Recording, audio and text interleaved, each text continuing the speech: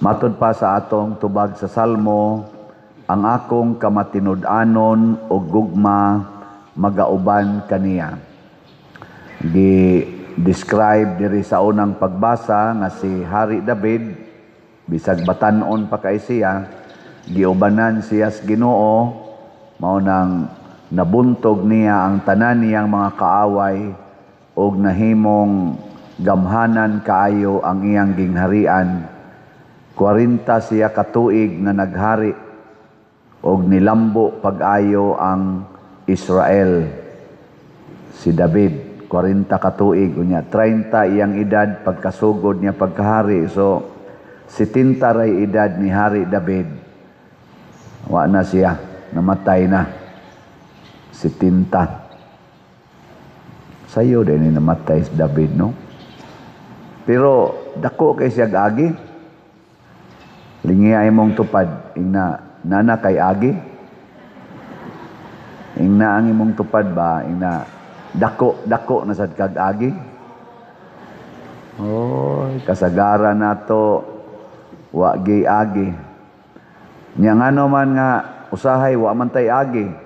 Kay wa man sad ta kuyugis Ginoo. Nganong wa man sad ta kuyugis Ginoo? Kay duna tay sala batok sa Espiritu Santo. Matod pa diri sa atong ebanghelyo, ang sala batok sa Espiritu Santo di gyud mapapas.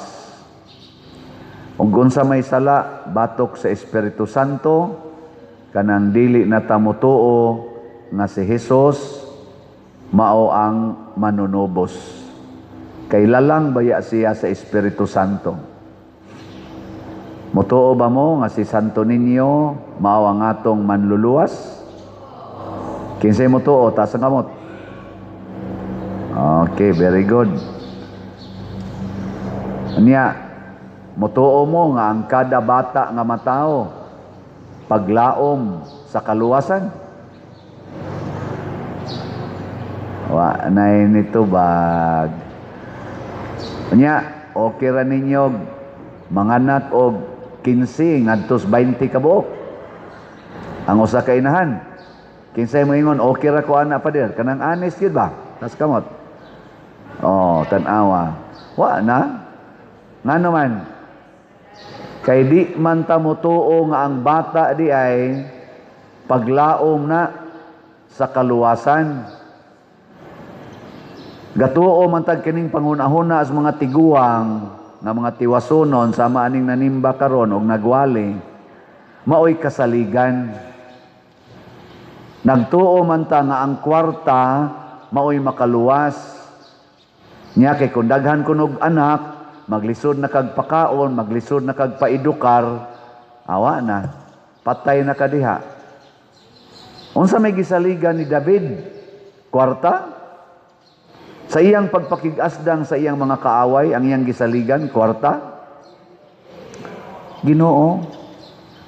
Kinsa may naghatag niya og daghang grasya, pagkuha niya sa arkas kasabutan, wa siya mangilog og saingan ani mga bulawan, mga plata niya nahimo siyang gamhanan. Ang iya ang pagsunod sa Ginoo, ang pagdala sa Ginoo siyang kinabuhi.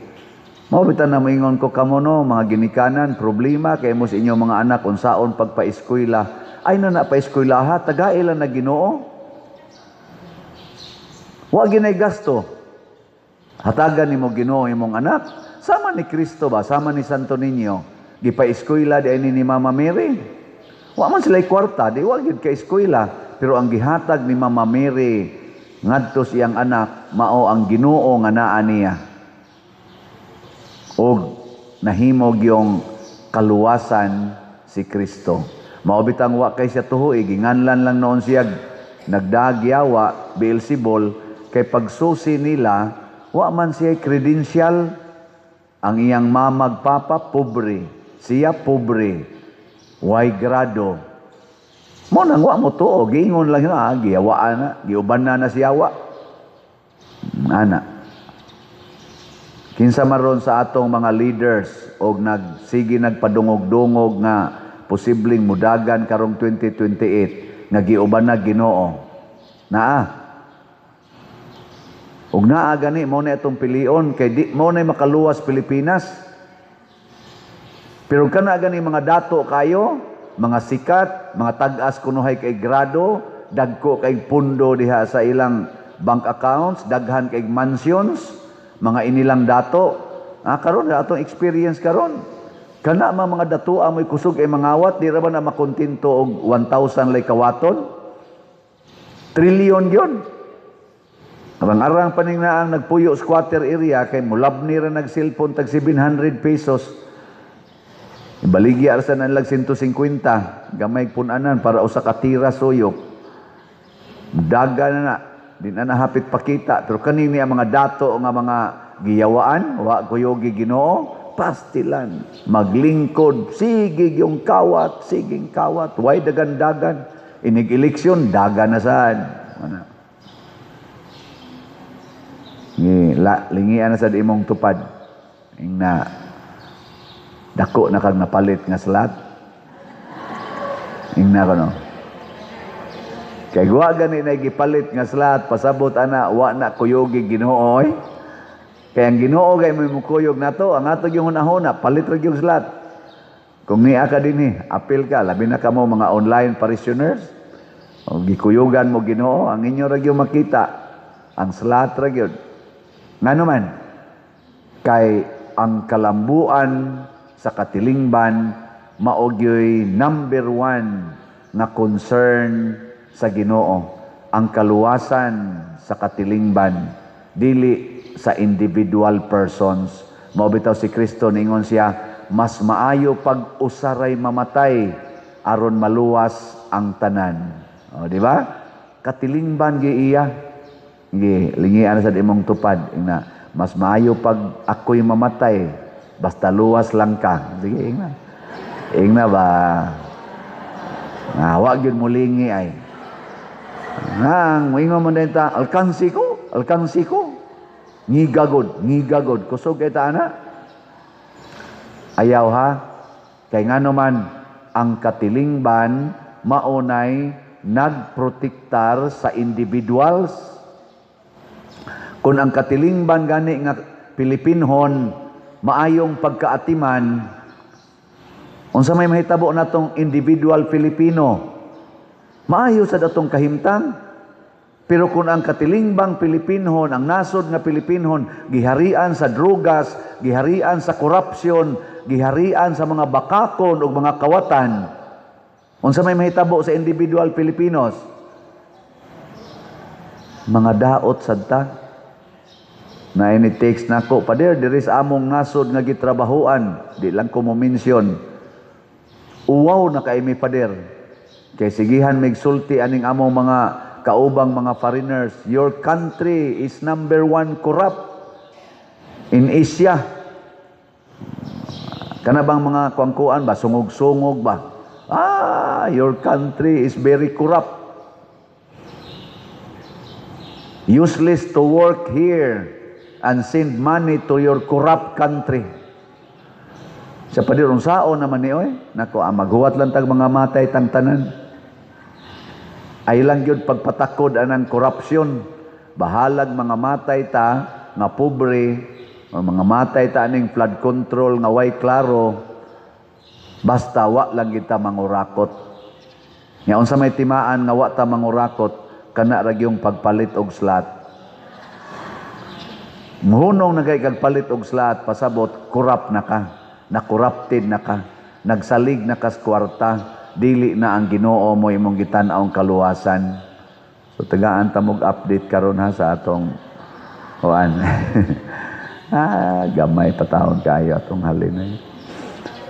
Ang atong grace 168,502 na ang atong halin. Napay dako kayong opportunity aron mahimo tang buutan. 531,498 pa ang available, tag 100 pesos per slot. Doon na sa ni 70 slot challenge nga tag 7,000 per challenge, 315 na ang atong nadawat.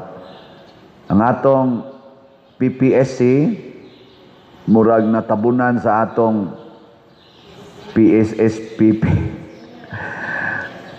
Sige lang, naapay 5,305 ka slots nga available, tag 100 pesos per slot. Nga doon na sa ni 162 slot challenge nga tag 16,200. Ang DPR, padayon patag trabaho, tag 100 pesos gyapon ni per slot. Nga natong budget sa kada balay kay 60,000 more or less. Nakahimo na tag usa ka balay, itong ipakita na to gahapon. Sige, dako-dako naman sa taog PSSPP, karon naman sa nikutob nga Sabado. So ang atong halin niabot na og 8,225. Pakpak na. Napay 1,775 na lang. Horot na tingali ni karong adlaw oy. Horot nino.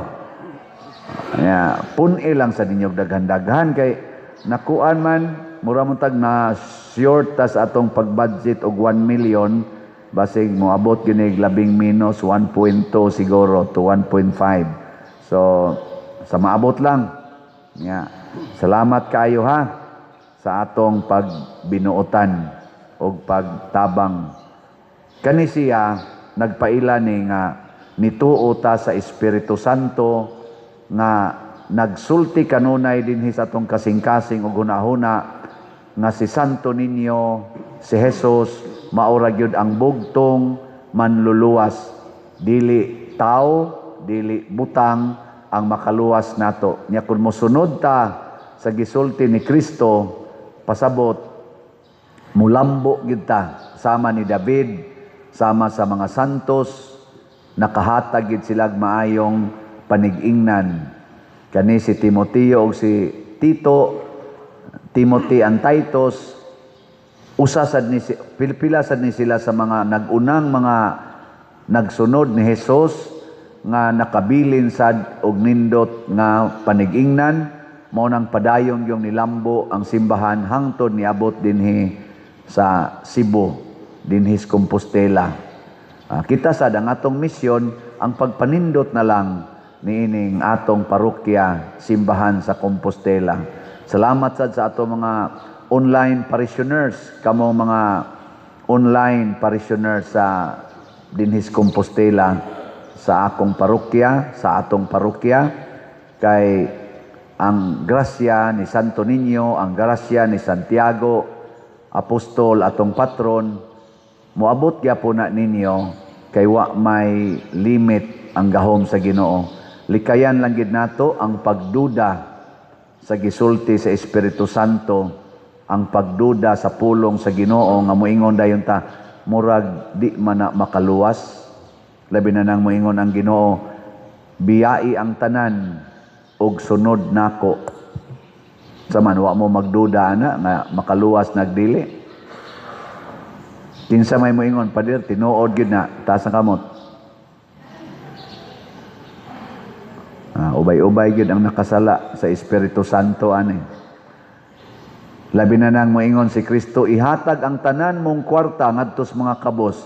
Kinsa may moingon ninyo, pader kana tinuod gid na kayo nya makaluwas gid na taas ang kamot.